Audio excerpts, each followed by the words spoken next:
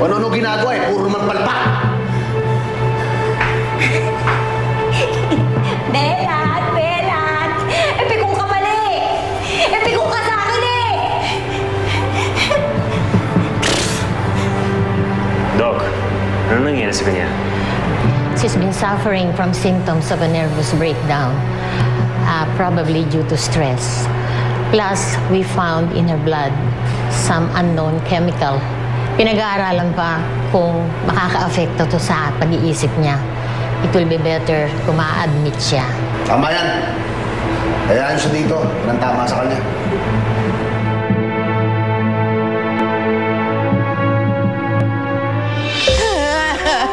Ay, ayoko na. Ayoko na. Bakit nagkaroon ng maligno sa loob ng bahay namin? Saan galing ang malignong iyon? Ayoko na. Ayoko pumasok. Yung sapatos! Nakita ko yung sapatos! Nagsushine mag-isa! Sinasapian ang sapatos! Ayoko na. Lola Esther, mabuti pa magpahinga muna kayo. Ha? Anong pahinga? Paano ako magpapahinga pag ganyan ang nakikita ko? Bakit nagkaroon ng bulto sa bahay natin? Hindi, baka imagination nyo lang yan. Lola Esther! Lola Esther! Relax lang po kayo. Relax lang. Punta po kayo agad sa kwarto niyo. Relax lang.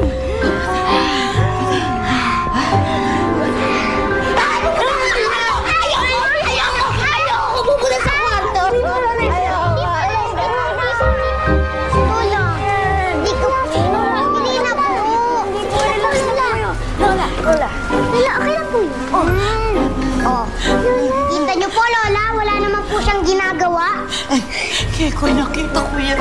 Naglinis Lola, ko rest lang po kayo. Tulog lang po kayo sa kwarto. Stress lang po kasi yan eh. Stress.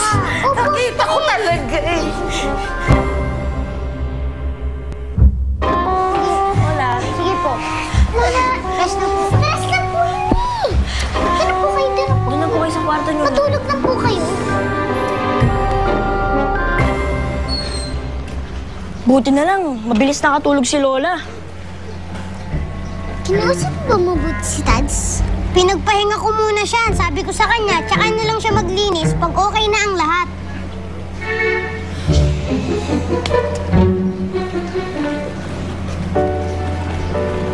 Hi! Hi, Footballists! May party kami mamaya sa clubhouse. Pwede ba namin kayo ma-invite? Sige, sige. Pupunta kami dyan. Pupunta tayo, diba? Sige, see you later! Bye!